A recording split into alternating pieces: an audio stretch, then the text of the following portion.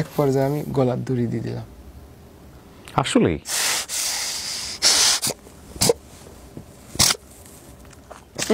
বিসমিল্লাহ।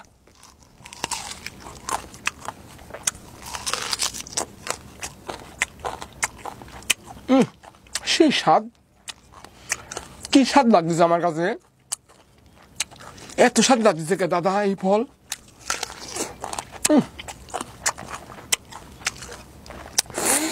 mail.com। ভাই আপনার নামটা বলেন একটু মুখে। আসসালামু আলাইকুম। ওয়ালাইকুম আসসালাম। আপনার নামটা একটু বলেন। মোহাম্মদ মনিরুল ইসলাম। মনিরুল ইসলাম। মনিরুল ইসলামকে তো আসলে মনিরুল ইসলাম নামে অনেকে নাই বা চিনবেন, কিন্তু তাকে চেনা যায় হচ্ছে সেই স্বাদ নামে, রাইট?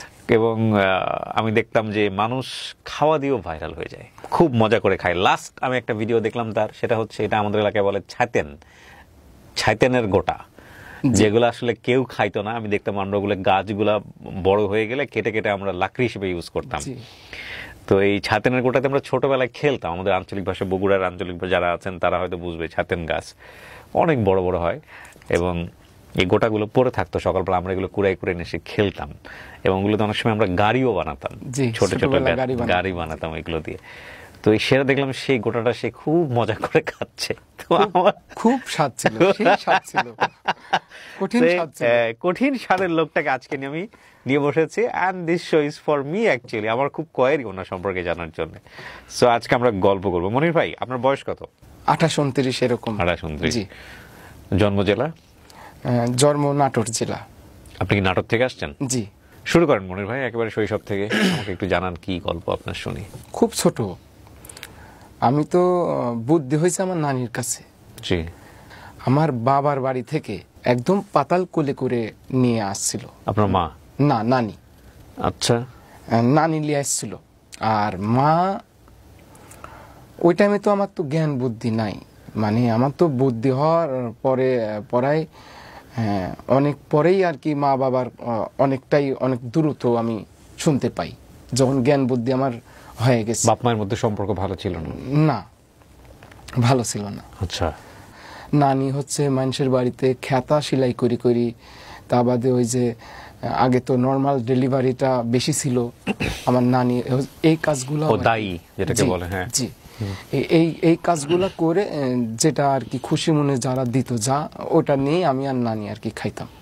আপনাদের পরিবারে আপনি আর আপনার নানি ছিলেন? নানি, আমার মামারা হচ্ছে 4টা, হ্যাঁ, আর আমার মা বোন দিয়ে 3টা, মোট 7 জন পরিবারের। একজন বিয়ে শাদী করে এক জায়গায় সেটেল হয়ে গেছে, ওই স্কুলে ভর্তি করে দিল।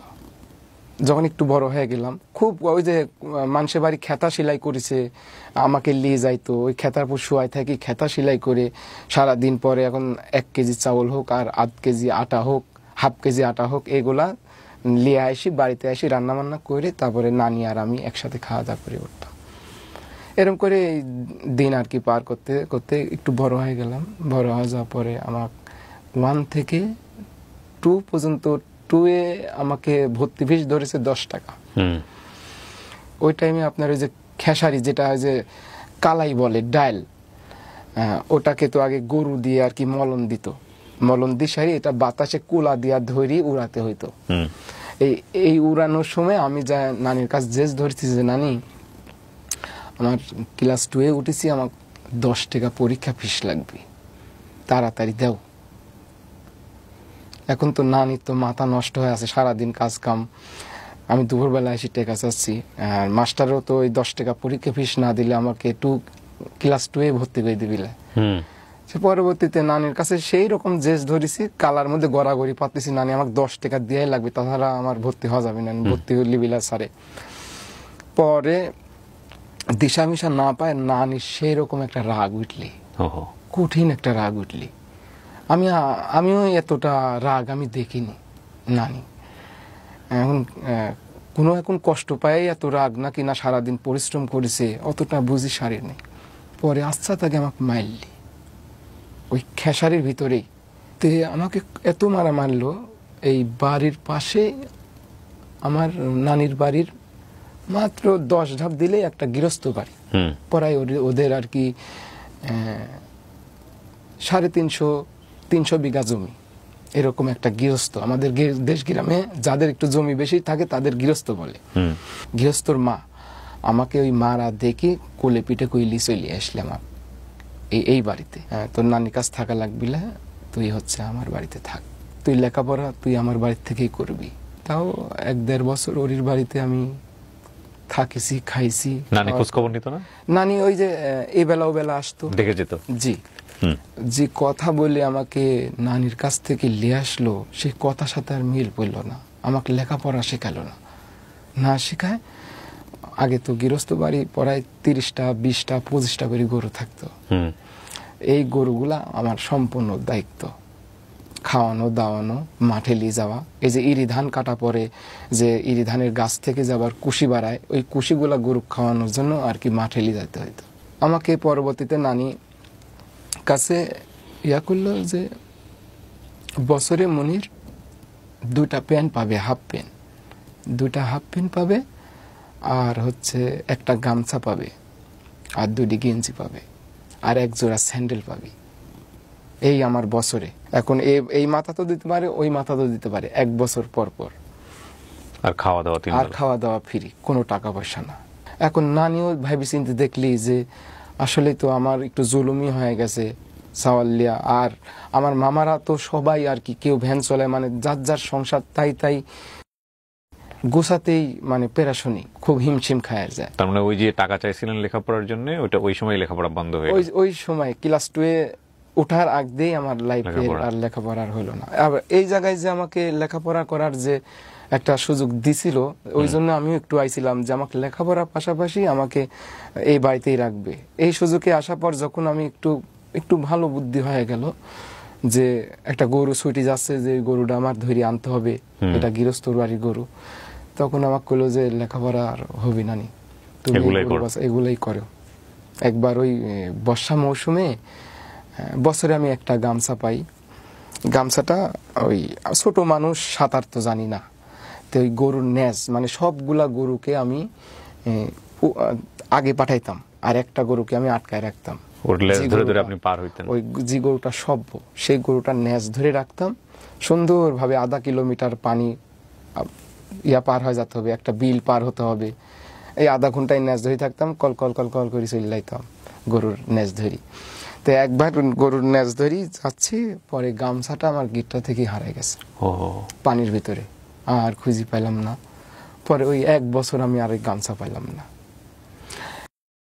আচ্ছা, যাই হোক, ওখানে বড় করে পরবর্তীতে আমাকে আর বেতন দিবেই না, প্রায় 5-6 বছর রানিং চলে, খালি পেট ভাতা খায় দেয়। আর ওই যে গরুর সাথে গরু হয়, যখন যে সিজনের যে আবারটা, সেই আবারটা গরুর গাড়ি করে নিয়ে আসতে হইতো, আমার গরুর গাড়ি চালাইতে হইতো।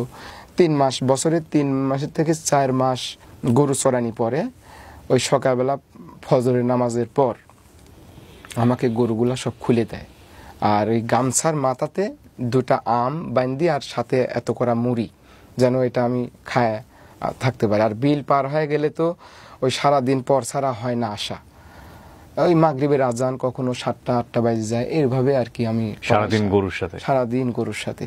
সকালবেলা ভোরে পান্তা ভাত খায়া ওই 4 দুপুরকার জন্য 4 মুড়ি আর একটা আম হোক আর 2টা কাঁচা মরিচ হোক, এগুলো আমাকে বানিয়ে দিত, আমি যাই খাইতাম। আর পানি যখন খাওয়া লাগতো, ওই যে কাঁকড়ার গাড়ির ভিতরে শোলা দিয়ে চুষক দিলে পানি উঠে আসতো, 1 হাত নিচে দুলে থাকে, ওই শোলা দিয়ে সারি চুষক দিলে পানি উঠে চলে আসে। খুব সুবিধা ছিল, মানে পানির কোনো টেনশন নাই মাঠের ভিতরে। ইন্টারেস্টিং, খুব সুন্দর সিস্টেম ছিল। আবার ওই কাঁকড়ার গাড়ির ভিতর যদি আবার এই চারিদিকে দেখতাম যে আগে শামুক টামুক আছে নাকি, যদি না থাকতো এই যে এরম করলেই কাঁকড়ার গাড়ির থেকে পানি উঠি, আর একটা এই সাইডে একটা গর্ত করতাম, ওই গর্ত থেকে এই গর্ত যখন ওভারটেক করে আসার পর 1/2 ঘন্টা পর ওটা সুন্দর পরিষ্কার হয়ে যায়, তখন দেখা যায় যে উপরে গামছাটা ফেলাই দিয়ে তারপর চুষক ধরে ওই পানিটা খাইতাম। পানি নিয়ে যাওয়ার কোনো ব্যবস্থা ছিল না, কিভাবে নিবে? কারণ বিল পার হইতে হয়তো। গ্রামে যারা বড় হননি তারা বুঝবেন না বিষয়টা। এটা কি মানে চরের মধ্য থেকে পানিগুলা খাইতে হয়? এটা হচ্ছে ওই ইরি ধানের জমির ওই আইলের সাইড দিয়ে দেখা যাচ্ছে যে কাঁকড়া গর্ত করেছে, আবার নতুন পানি আসলে তো কাঁকড়ারও আনাগুনা বেড়ে যায়। কিভাবে একটু পানি বের করে খেতে হবে, এখান থেকে প্রায় 5 কিলোমিটার গেলে আমি একটা বাড়ি পাবো, এই এতখানি এই ধানের জমি পার হয়ে যাওয়া অনেক কষ্টকর। 5 দেখা যায় যে কিলোমিটার অনেক। ওই খালি পায়ে হাঁটতে হাঁটতে আপনার হচ্ছে ওই পায়ে ফোসা উঠি, চামড়া উঠে গেছে, শামুকে কখনো কাইটি ফাঁক হয়ে গেছে, ওখানে তেনারি বাঁধে রাখছি, কখনো রক্ত ঝরতেছে। এই অবস্থা নিয়ে তো ওই 5 কিলো যাওয়া সম্ভব না। তখন ওই বসে থেকে 3-4 জন বুদ্ধি করতাম কিভাবে খাওয়া যায় পানি। তখন কই যে কাঁকড়ার গাড়ি খোঁজ, কোনটা নতুন করছে, নতুন করলে তো মাটি নতুন তুলা দেখা যাবে, সেটাতে মাটিগুলা সম্পূর্ণ হেঁটাই দিয়ে এই যে বাকেটের মতন একটা সিস্টেম করতাম।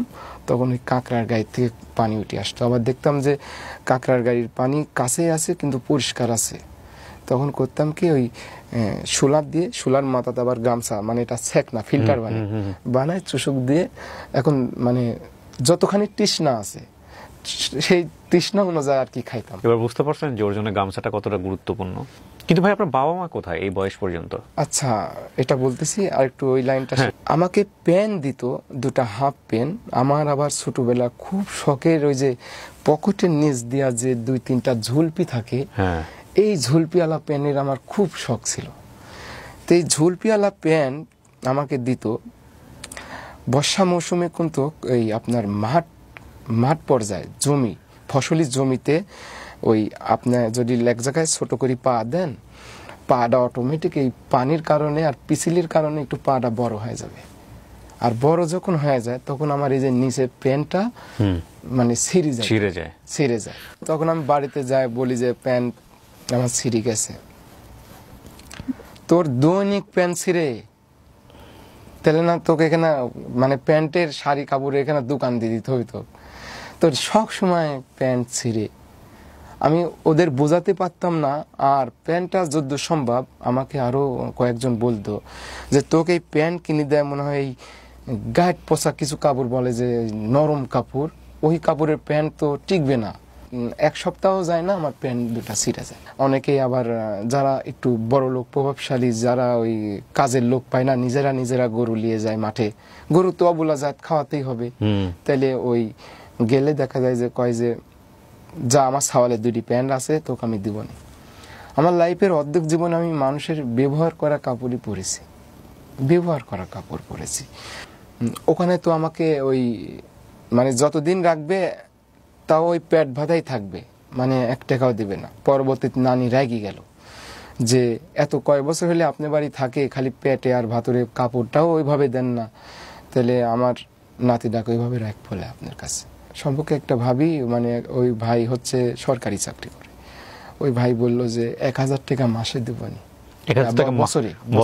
বছরে 1000 টাকা দিবনি।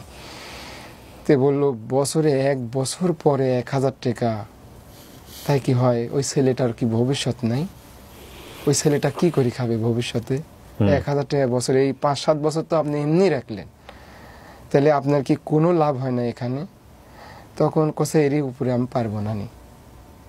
ঠিক আছে, 1500 টাকা আর কি কমপ্লিট করা হলি বছরে 1500 টাকা।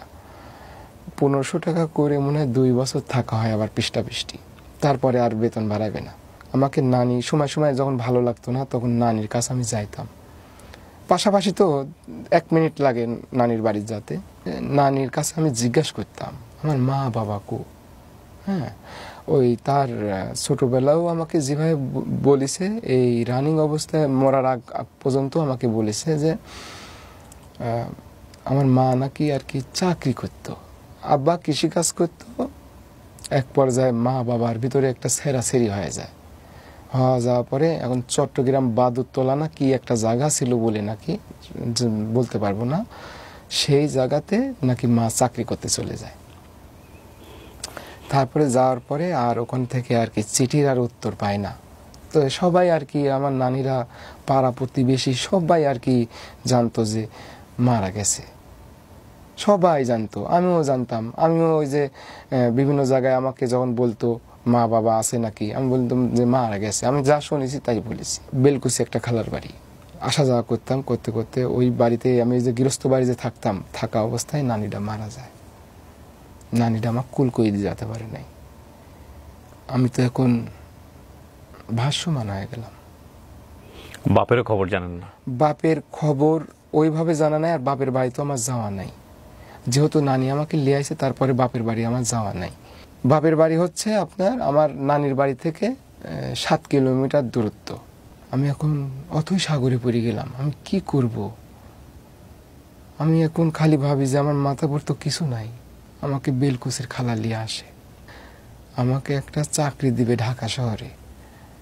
তাহলে কি করতে হবে, ওরির বাড়ির যে টিলার আছে ওই টিলারটা আমার চলাতে হবে। তো ওই জায়গায় আমি 4 বছর থাকি। আজ চাকরি দিবে, কাল চাকরি দিবে, এই তো ভাই আসতেছে, আসলে আপনার সাথে কথা বলবে। তে 4 বছর পরে ওই যে আমাকে চাকরি দিচ্ছে তার খালাতো বোন জামাই এই ঢাকাতেই থাকে। ওই অ্যাপার্টমেন্ট যে পাইলিং থেকে শুরু করি যে একটা বিল্ডিং তৈরি হয়, সেই বিল্ডিংয়ের মানে ওই রড আসতেছে, সিমেন্ট আসতেছে, ওগুলা দেখাশোনা এবং খাতাতে একটু এন্টিমেন্ট এগুলা করা লাগে। আর আমাকে চাকরি দিচ্ছে কি, যে ওই যে অ্যাপার্টমেন্টটা যে হচ্ছে ওই অ্যাপার্টমেন্টের ওই কলমে বা ইট গাঁথনি হয়ে গেলে আমার ওই পানি দিতে হবে। তিন বেলা আমার ওই পানি দিতে হবে। তো এই চাকরিটা আর কি আমাকে ওই 4 বছর ওরি বাড়ি থাকলাম। ওরি বাড়িও একদম নীল, ওই যে কাজ করে দিতাম বাড়ির ছেলের লাগান, মানে আমার কোনো এখানে বছরে কোনো 1 টাকাও আমাকে দিত না। শুধু পেটে ভাতে, শুধু পেটে ভাতে, কাপড়টাও আমাকে দিত না। আমি কিন্তু পোশাক আশাকে অতটা আমি না, আমি খুবই মানে আমি পুরাতন কাপড় চোপড় বেশি পছন্দ করি। এখন আমি নতুন পোশাক করি না। আমি যে আমার এই যে বাড়িয়ালি হচ্ছে এই দুটা 3 বছর আগেই দেখি, 2 বছর আগেই দেখে দিছিল। তো আমি ওই ঈদ ছাড়া আমি আর পড়ি না। এটা ঈদের নামাজ পড়তে গেলে এটা পরে যাই, আর না হলে ধুই ইস্তারি করে সুন্দর করি প্যাকেট করি ওই 1 বছরের মনে থুই দিই। এখন যে আমাকে চাকরি দিল ওর যে খালাতো বোন জামাই যে এই চাকরির যে টেকা লাগবে এটা আমি আর জানি না। আমাকে সেই টাইমে 5,000 টাকা চাচ্ছে, যে এটা হচ্ছে বসদের আর কি অ্যাপার্টমেন্টের যে ইঞ্জিনিয়ার আছে সেই বসগুলাকে আর কি চা পানি খাওয়াতে হবে, 5,000 টাকা লাগবে। তো এখন আমি তো সারা বছরই তো আমি এত বড় হইলাম, আমি 5,000 টাকা চোখেই দেখিনি, আমি কিভাবে দেব? পরবর্তীতে আমি ওই ভাই কইলাম যে ভাই আপনি আপাতত, তাহলে উনি বলবে না যে আমার ভাই 4-5টা বছর থাকিছে কোনো ব্যাপার না, তাহলে আমি হচ্ছে আপনাকে দিবনি, আপনি চালাইলেন, সেটা না বলি। তাহলে বলতেছে যে মনির তাহলে তুমি হচ্ছে আমি দিয়ে দিচ্ছি, তুমি বেতন পাইলে, আমার বেতনও হচ্ছে 5,000 টাকা, 4,500 টাকা, 500 টাকা আর কি ওর চা খাওয়ার জন্য এক্সট্রা করে দিতে হবে। আমাকে জেনুইন দিবে 4,500, আর 500 টাকা ওই মাসে মাসে ওরিকে দিতে হবে। 3 মাস কাজ করার পর ওটা করি সারি আমার টাইফয়েড জ্বর আসে। পরে আবার খালার বাড়ি চলে গেলাম। ওখানে প্রায় আমার 2-2.5 বছর ওখানে থাকা হয়। থাকি সারি ওখানে আমার ড্রাইভিংটা অটোমেটিক শেখা হয়। ড্রাইভিংও পারেন? ড্রাইভিং শেখা হয়ে যায়। আচ্ছা। যে আমাকে ড্রাইভিং শেখালো সেই মামাই আমাকে স্পট ইনফুটের গাড়ি প্রায় 3 বছর পরে আমাকে গাড়ি দিল, স্পট ইনফুটের গার্মেন্টসের গাড়ি। আচ্ছা। হেল্পারবিহীন গাড়ি চালাচ্ছি, একটা বড় গাড়ি, হেল্পারবিহীন গাড়ি চালানো খুব রিস্ক। একটা চাকা যদি লিক হয়ে যায়, একটা চাকা যদি বাস্ট হয়ে যায়, দুজনের সহযোগিতা লাগে, সেখানে একলা হয় না। সেইভাবেই একটা আল্লাহর রহমতে নতুন একটা গাড়ি পেলাম। আমাকে আমার আত্মীয় স্বজন সবাই ভবিষ্যৎ দেখাচ্ছে, তোর প্রচুর পরিমাণে টাকা পয়সা কামাই করতে হবে, পরিশ্রম করতে হবে, তোর ঘর নাই বাড়ি নাই, আমরাই তোরে করে দিব। যখন টাকা দিই, যখন টাকা না দিই তখন কোনো খোঁজ খবর থাকে না। যখন টাকা দিচ্ছি তখন সুন্দরভাবে খাওয়া দাওয়া হয়েছে নাকি। আমি যে এই যে 7-8টা বছর আমি এই যে গাড়ির লাইনে ছিলাম, আমি ইচ্ছা গাড়িতেই করেছি, বাড়িতে যাইনি বা ঘর বাড়ি নাই। এখন ঈদের ভিতরে কার বাড়িতে যাব, কার ছেলে মেলে আসলো, তার ঈদগুলা হয়তো বা নষ্ট হবে। এক পর্যায়ে মা বের হইল গুলশন সাইডনগর এলাকা থেকে হঠাৎ করে। আসলে আমি জন্মের পরে আমি মায়ের দেখি নাই, চেহারাও মনে নাই। মানে মাও আমাকে ওইভাবে মানে একটা আছে না যে আপন করি হাসি হুসরি লিয়া, বা আমি একটু মা বলে একটু কাছে তার ভিড়বো বা জড়াই, ওই জিনিসটা আমার আসতেছে না। আমি এক নজর ভাবে আমি তাকায় আছি, যা আমি ভিতর থেকে ভাবতেছি এটা কি আমার মা।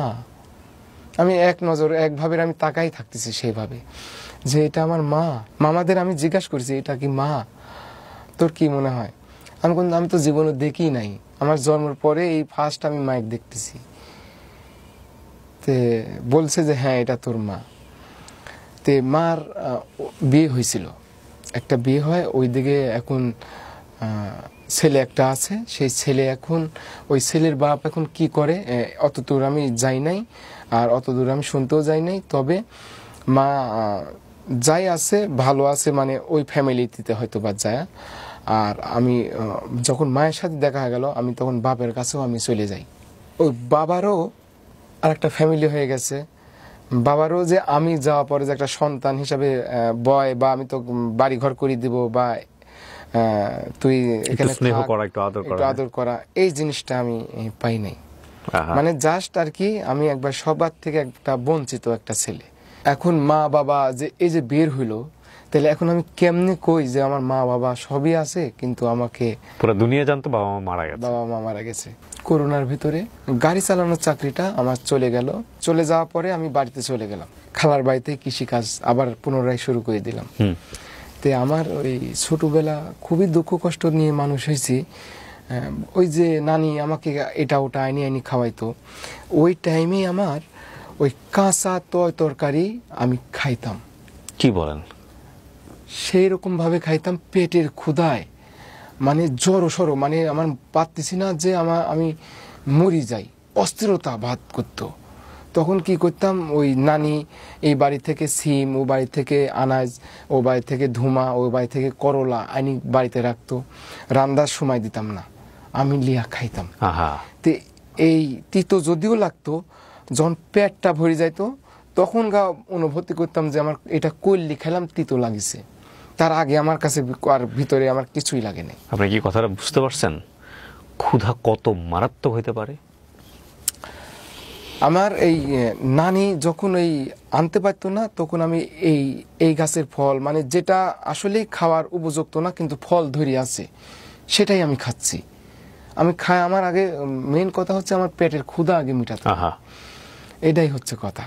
আমার এই যে কাঁচা, এই যে যেটা কোটা বললেন না, বাটুল, আমাদের গ্রামে আর কি বাটুল বলে, এই বাটুলটা আসলে খুব সুস্বাদু। আমাকে যদি এখন দেয়া যায় 1 কেজি মতো, আমি এখন ওই গাছের কথা এখন মনে পড়তেছে। রোজা ছিলাম সারা, কেউ তো খায় না এগুলা, না কেউ খায় না। গরু ছাগলে খায় এগুলা, গরু ছাগলও খায় না, গরু ছাগল না, গরু ছাগল খাইতেন এগুলা ছোটবেলায়? আমি ছোটবেলা সেইভাবে, এটা অনেকেই জানতো না, আমি এটা সেইভাবে খাইতাম। খায়া আমি একদম একবারে সর্দি হয়ে গেলাম। সর্দি বলতে যে আমার কাছে একদম ইজি হয়ে গেল, মানে ধুমা কন, কল্লি কন, কচু কন, এমনকি কচুও খাইছি আমি। ওই যে যেটা বড় ফ্যান কচু বলে অনেকে, আমাদের ওইদিকে মান কচু বলে। আমি লাস্টে মান কচু খাইছি। মান কচু খায়া, মান কচুটা খাই, এই শাকসবজির ভিতরে আমার এই খাদ্য নালীটা আর কি প্রায় 15 দিন আমি ভাত খাইতে পারি না। ওই আপনার হচ্ছে সব জায়গায় জিম দিয়ে গেছে, সম্পূর্ণ ছিলে গেছে, ভিতরে ঘা হয়ে গেছে। ভিতরে ঘা হয়ে যাওয়ার পরে আমি খাইতে পারিনি। পরবর্তীতে আমাকে ওই ডাক্তারে বলল যে তোমার হচ্ছে নরম যাও, একবারে পানি ফ্যান, সোজা কথা চামচ দিয়ে দিলে যেন গলা দিয়ে কোনো রকম জানটা যেন একটু বাঁচে, এরকম করে তোমার 15 দিন চলতে হবে। তখন আমি আর কি ওই কচুটাতেই আমার একটু এফেক্ট করছিল। তাহার যত আমি কাঁচা তরকারি খাইছি, আমার কোনোটাতেই আমার মুখের স্বাদ কাড়িয়ে নিতে পারে নাই। সবগুলা খাবারই সেই স্বাদ লাগেছে, এক কথায় প্রচুর পরিমাণে স্বাদ।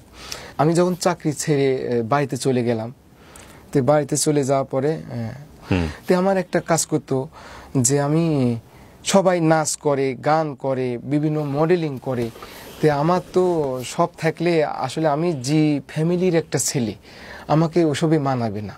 তো আমি কি করব, আমি কাজের পাশাপাশি আমি যে কাঁচা যে খাবারগুলো খাইতে পারি এগুলো আমি খাবো, আর আমি বলবো সেই স্বাদ, এত স্বাদ কি জন্যে, আমার ভিতর থেকে এটা। তো আসলে কি এটা রান্না করার পর স্বাদ লাগবে, যেটা তিতো জিনিস সেটা তিতো ফ্লেভারে স্বাদ লাগবে, কিন্তু আমার কাছে A to Z সব স্বাদ লাগে। এইরকম একটা প্লেন আমার ভিতরে আসলো। তো এটা টিকটকে করতাম, তো টিকটক করতে লাগি আমার ওই খালার বাড়িতে একটা স্টুডিও, অনেক স্টুডিও নামে একটা দাদা, সেই দাদা আমাকে বলে যে আচ্ছা মনির, তুমি তো এগুলা সবই তুমি খাইতে পারো, বা টিকটক যেহেতু করতেছো এগুলাই তুমি হচ্ছে একটা পেজ করো, একটা ইউটিউব করো, ইউটিউব পেজে ইউটিউবে এগুলা ছাড়ো, তাহলে তোমার একটা এটার থেকে নাকি টাকা পয়সা ইনকাম করা যায়। যা খাই তাই আমার ওই মানে ভাইরাল হয়ে গেল। আমি ভাইরালও বুঝি না যে ভাইরাল হয়ে যাওয়া মানে কি, মানে বেশি মানুষ চিনে না কি, মানে কি, মানে এক কথা আমার এখন আমার ভয়েস দিয়ে সবাই কপি করা শুরু করে দিল। তখন আমি ইউটিউব পেজে আপলোডও আমাকে শিখাই দিল। আমি তো লেখাপড়া তো আমি জানি না, তাহলে আমার এগুলা শিখাই দিলে আমি আবার ঠিক আছি। তো এভাবে করতে করতে এতরে খালারা আমার মেয়ে দেখতেছে, ছেলের বয়স হয়ে যাচ্ছে, একটা বিয়ে শাদী দিতে হবে। তো পরবর্তীতে খালার বাড়ির পাশে আর কি আমাকে একটা বিয়ের একটা পরামর্শ তাদের ভিতরে চলে। 1 মাস পরে আমার আইডিটা হ্যাক হয়ে যায়, ফেসবুক পেজ 3.5 লাখ ফলোয়ার হয়েছিল। সে আমাকে বলছিল টিন সার্টিফিকেট তৈরি করতে 2000 টাকা লাগবে। আমি 2000 টাকা পাঠাইছিলাম। পাঠানোর পরে সে টিন সার্টিফিকেট করেছে ঠিকই তার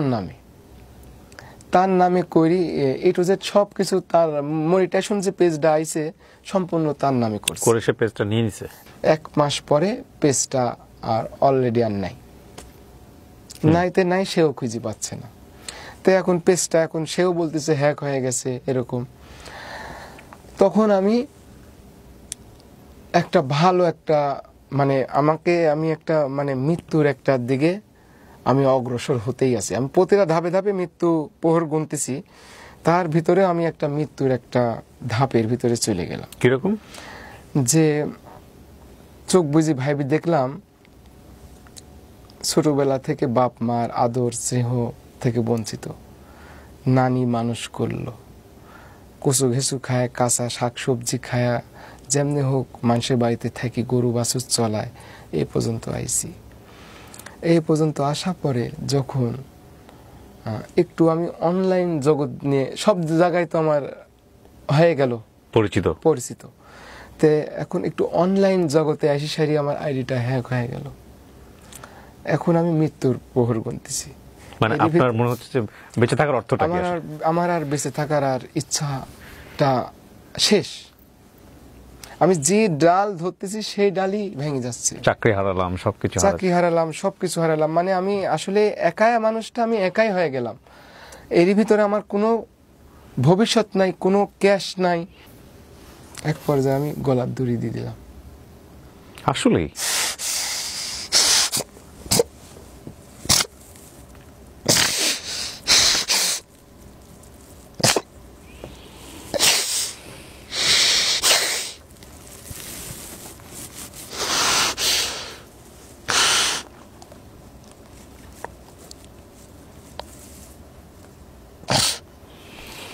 আমরা শুধু মানুষদের অল্প কিছু জানি, ভেতরের গল্পটা কি জানি। কত মানুষকে হাসিয়েছে এই কাঁচা সবজি খেয়ে, কচু ঘেঁচু খেয়ে, কিন্তু এটার পেছনের স্টোরিটা কি আমরা জানি? যেটা দেখে আমরা অবাক হই, যেটা দেখে আমরা মিলিয়ন মিলিয়ন মানুষকে চিনেছি, সেটার বিহাইন্ড দ্য স্টোরিটা কি আমরা জানি?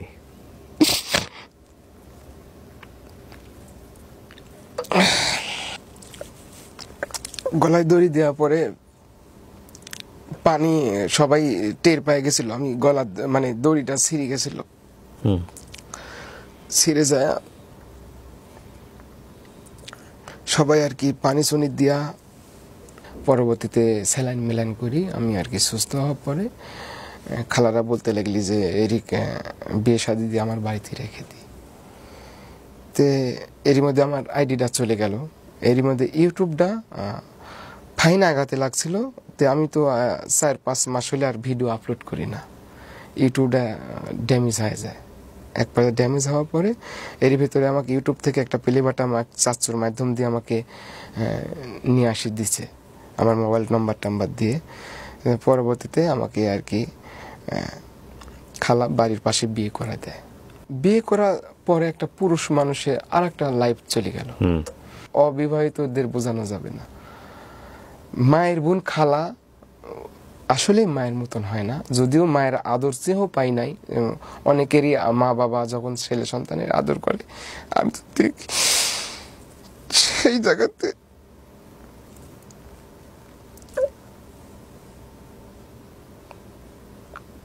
সেই জায়গাতে আমার 3 মাস বিয়ে করার পর 3 মাস আমি থাকতাম।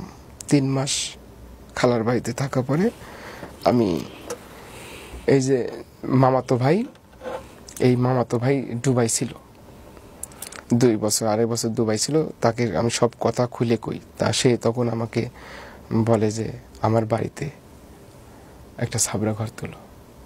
তখন তার বাড়িতে একটা সাবলা ঘর তুলে বৌলি আমি সেখানে চলে যাই। এই ছাপড়া ঘরের ভিডিও আপনি কিছুদিন আগে দিয়েছেন, এটাই সেই ছাপড়া ঘর? জি, চারপাশে জঙ্গল হয়ে আছে মাঝখানে? জি, ওই সাবরা ঘরেই থাকি। আল্লাহ আমাকে একটা কন্যা সন্তান দিছে। শ্বশুর শাশুড়ি আমাকে যথেষ্ট পরিমাণে ভালোবাসা দেয়। আমাকে বলে টেনশন করেন না, আল্লাহ ভরসা, একদিন হবে, আজ নাই কি হয়েছে, একদিন হবে। আপনি কি করেন এখন? এখন আমি ওই 1 বিঘি সম্পত্তিতে আমি আবাদ করি। 1 বিঘা জমিটাকে আপনার নিজের? এটা হচ্ছে কটেজ জমি। না, আপনি ইয়ে করে নিছেন, খাই খালাসি বলে এটা, খাই খালাসি নাকি? মানে এটা খাই খালাস না, মানে ওই জমি আলাকে আমি টাকা দিছি, 2 লাখ টাকা দিছি। আপনি জমি দিন রিটার্ন দিবেন, টাকা রিটার্ন দিয়ে দিবেন? যেদিন জমি না, উনার যখন মানে 1 বছরের আগে তো দিতে পারবেই না, 2, 4, 5 বছর যখন উনার হাতে অবস্থা বুঝে যখন টাকা হবে আমাকে ওই টাকাটা দিয়ে দিবে, তখন জমিটা দিয়ে দিবে, তার জমিটা হয়ে যাবে। এই আপনার সম্বল, এই একটা সম্পদ। আর হচ্ছে এই যখন নিজের কাজ না থাকে আমি মানুষের গৃহস্থ বাড়িতে কাজ করি। মানে এখনো আপনার সেই, যেটাকে আমরা বলি কামলা খাটা, জি, কাজ করে এইভাবে চলি। সারা দিন শেষে মেয়েটাকে একটু যতখানি কোলে পিঠে রাখা যায় সেটা করি। সব মিলেই মানুষের বাড়ি এখন ওই যে এখান থেকে যেই মনে করেন যে কালকে পাট তোলা কাজ করব, পাট কাটা, এখন দেশ গ্রামে প্রচুর কাজ লেগে গেছে। আপনার ফেসবুকের কি অবস্থা? কি নামে আছে আপনার আইডিটা? আমার আইডিটা এমডি মনিরুল ইসলাম, সেই ব্যাকেটে সেই সাত ব্লগ পেজ, না পেজ, আচ্ছা, সেই সাত ব্লগ। এরই ভিতরে মানে অনেক আমার মুখটা তো চেনা হয়ে গেছে, আমি তো মানে সবার কাছে একটা পরিচিত। তো সেই জায়গায় থেকে আমি আবার নতুন করে যখন শুরু করলাম, যারা পুনরায় যে পুরাতন যে ফেক পেজগুলা ছিল, এই ফেক পেজগুলাতে পুরাতন ভিডিও ছিল এবং আমি নতুন আপডেট যে দিচ্ছি এগুলাও পাচ্ছে, এগুলা ডাউনলোড করে করে ফেক পেজগুলাও মনে করেন যে অনেক বড় বড় আইডি হয়ে গেছে অনেকেরই। তার মানে হ্যাঁ, আমরা এখন ওর যে কন্টেন্টগুলো দেখি সেগুলো কিন্তু পুরনো কন্টেন্ট, নতুন খুব একটা দেখা যায় না।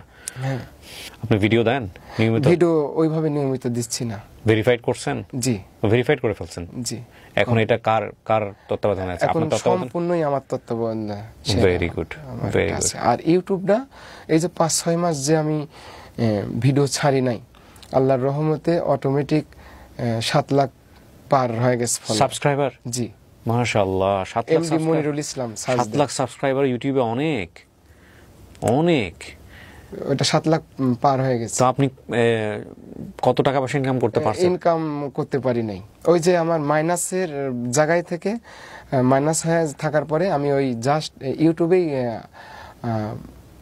40,000-45,000 টাকা পাইছিলাম। এই তো, এটা না অনেক সাবস্ক্রাইবার, তো ভেরিফাইড হয়নি কেন এখনো? এটা ভেরিফাই হয়ে গেছে না? জি, এখন ওই আমার একটু ওই আইডিটা একটু ফিউজ হয়ে, আর ওই যে আমার, জি স্যার, জি, এমডি মনিরুল ইসলাম। হ্যাঁ জি স্যার। আপনি ওই যে যেটা করলে আপনারা খুঁজে পাবেন @, আমি দিয়ে দিব, এটা আমি স্ক্রিনে দিয়ে দিব, আপনারা দেখবেন, সাবস্ক্রাইব করেন।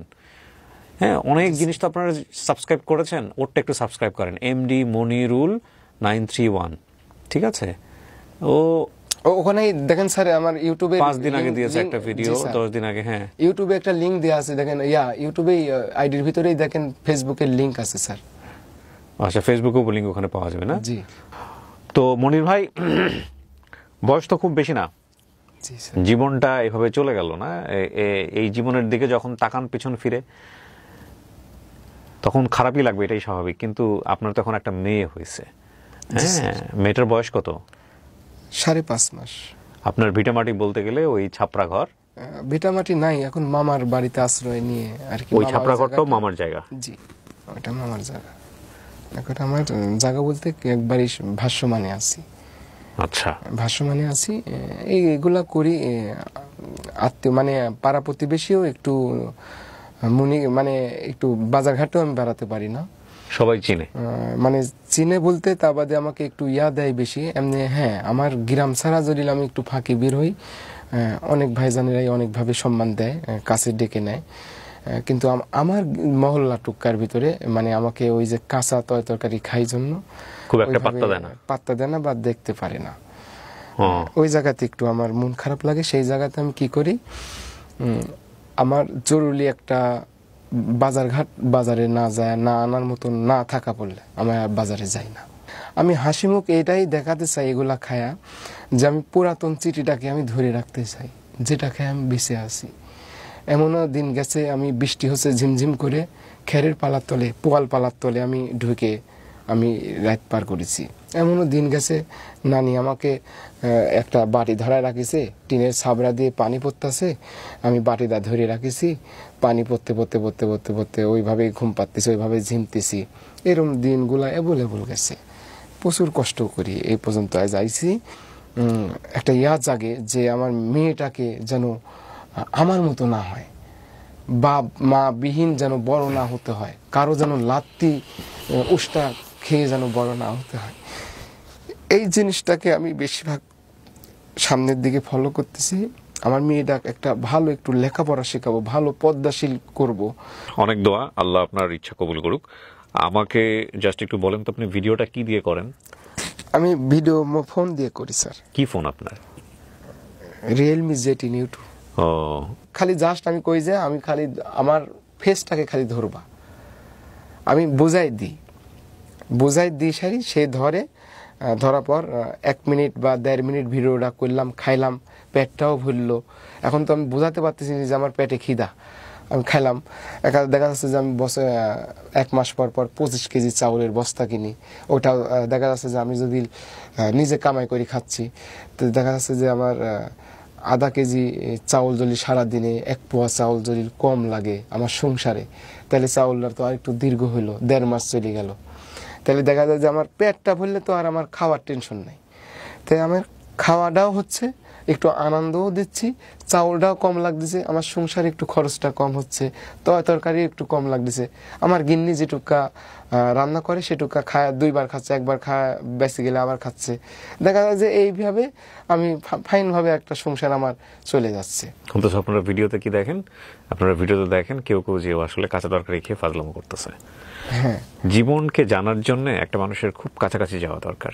আমি হচ্ছে, আপনি যদি লেবু খান টক, আমার কাছে স্যার মানে মেন কথা স্যার, সবকিছু অভ্যাসে মনে হয়, আসলে আমি বোঝাতে পারবো না স্যার। আমার কাছে এত স্বাদ লাগে স্যার, লেবু কন, তেঁতুল কন, কল্লি কন, ধুমি কন, শসা কন, মানে কাঁচা যে তরকারিগুলো রান্না করে খাওয়া যায় সেই তরকারি আমার রান্না করা লাগেই না।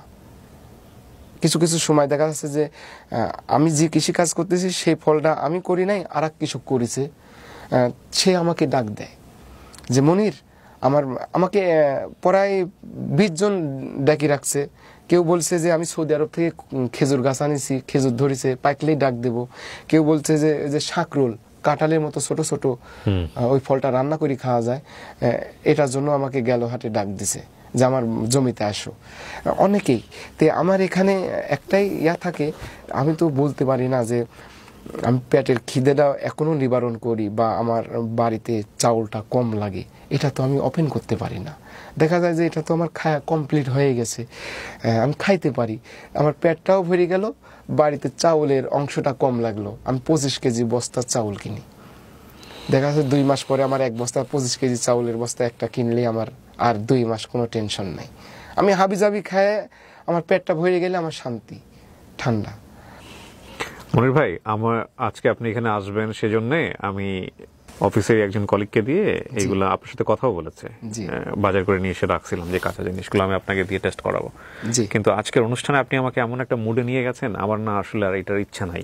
না স্যার, ব্যাপার না, আপনি দেন, আমি খেয়ে দেবো, আমার কাছে ব্যাপার ইচ্ছা নাই। আমি আপনাকে বলি, সেটা হচ্ছে আমি যদি এটা এমন হতো, এই গল্পটা আমাকে যদি এরকম ফিল দিত যে এটা একটা আনন্দ জায়গা থেকে হয়েছে, আপনি আসলে পারেন, এই টেস্ট থেকে হয়েছে এবং সেই আনন্দের জায়গাটা আমরাও আনন্দ নিচ্ছি, সেটা নিয়ে আমার কোনো সমস্যা ছিল না। কিন্তু আপনার এই কাঁচা সবজি খাওয়ার গল্প, যে হৃদয় বিদারক গল্প, যে জীবনে একদিন পেটের ক্ষুধায় পেটের ব্যথা অনুভব করেছে, সে হয়তো কিছুটা বুঝতে পারবে, আদারওয়াইজ আজকের এই গল্পটা বোঝা সম্ভব না।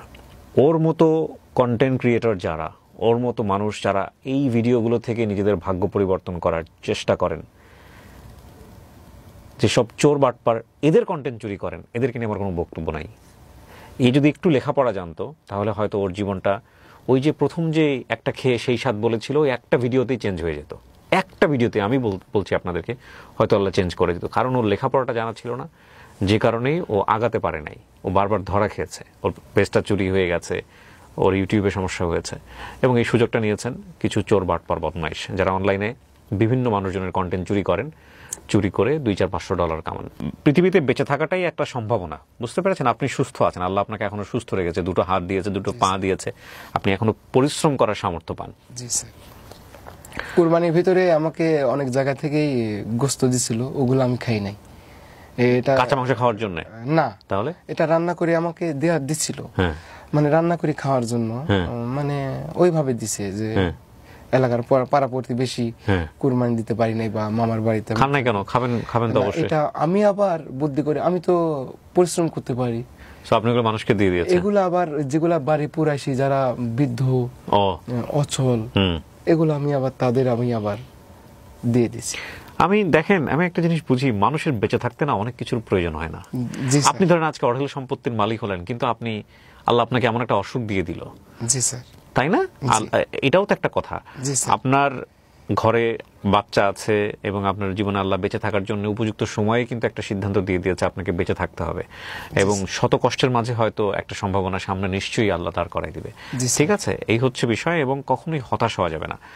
তো প্রিয় দর্শক এবং শ্রোতা, আজকে মনির ভাইয়ের গল্প আমাদেরকে শুধু একটা জিনিসই শেখালো, সেটা হলো ওই যে একটা গুরুজনের একটা কথা বলে না, যে মুদ্রার এ পিঠ এবং ও পিঠ। যারা ওর এই করলা খাওয়া, লেবু খাওয়া বা অন্যান্য যে বিষয়গুলো আছে, এগুলো চাবানো দেখে আপনাদের মনে হতো যে ও আসলে ফান করতেছে।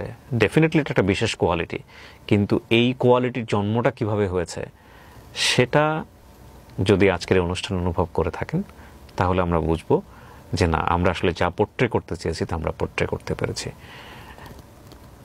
মনির ভাই, অনেক ভালো থাকেন। আপনি তো নাটোরে ফিরে যাবেন, কালকে আবার সেই মাঠে গিয়ে কাজ করতে হবে। স্যার, ওই যে আপনি কি আনছেন একটু খাই আপনি। না, আমি চাচ্ছিলাম না, একটু টেলিফোন করেন। হ্যাঁ, না সমস্যা নেই, আপনাকে আমি ইজিলি একটু খাওয়াই দেখাই দিয়ে যাই। স্যার, আমি জানি আপনি পারবেন। না, আমার খাইতে ইচ্ছা হবে না স্যার, আপনি দেখেন আমার খাওয়া, আপনি খুশি মনে দেখাতে চাইলে আমি নিয়ে আসতে পারি, বাট আমার আসলে এমন গল্প, জি, এটা হচ্ছে করলা। স্যার আমার খাওয়া আজকে দেখবে, এটি হচ্ছে কল্লি, গ্রামে বলে, শহরে করলা। হ্যাঁ, কল্লি, তিতো উস্তাও বলে।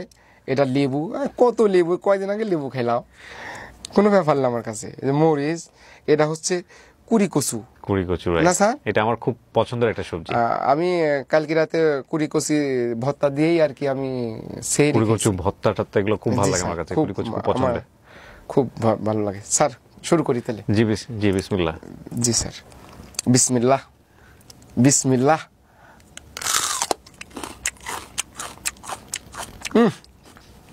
সেই স্বাদ।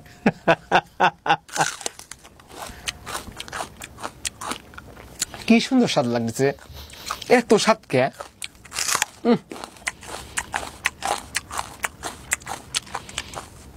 সেই স্বাদ লাগতেছে আমার কাছে।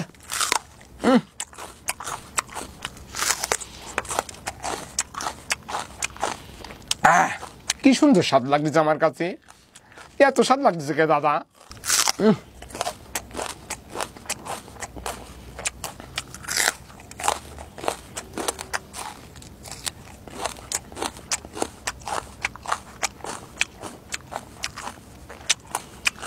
দাদা, এটা কি ফল দাদা, এত বড়? বিসমিল্লাহ।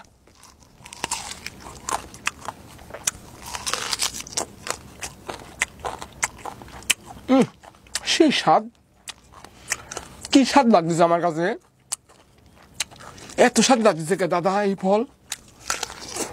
কি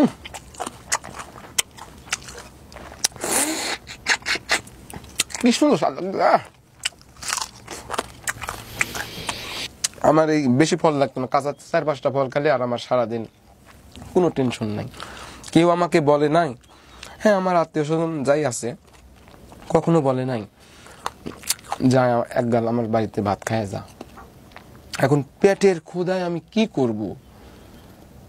কি করব স্যার? ওই টাইমে আমি এগুলা বেছে নিয়েছিলাম স্যার। আমার তো ইফতার করার পরে ফল ফুল দিয়ে ইফতার করাইছেন, পেট ভরে গেছে, এগুলি খায় একবারে পেট ভরে গেল, আর কিছু খাওয়া লাগবে না স্যার। যখন রেকর্ডটা হয়েছে ও আসলে আপনারা জানেন হয়তো পবিত্র আশুরার যে নফল রোজা, সেই রোজা রাখছে, 10ই মুহররমের যে রোজা।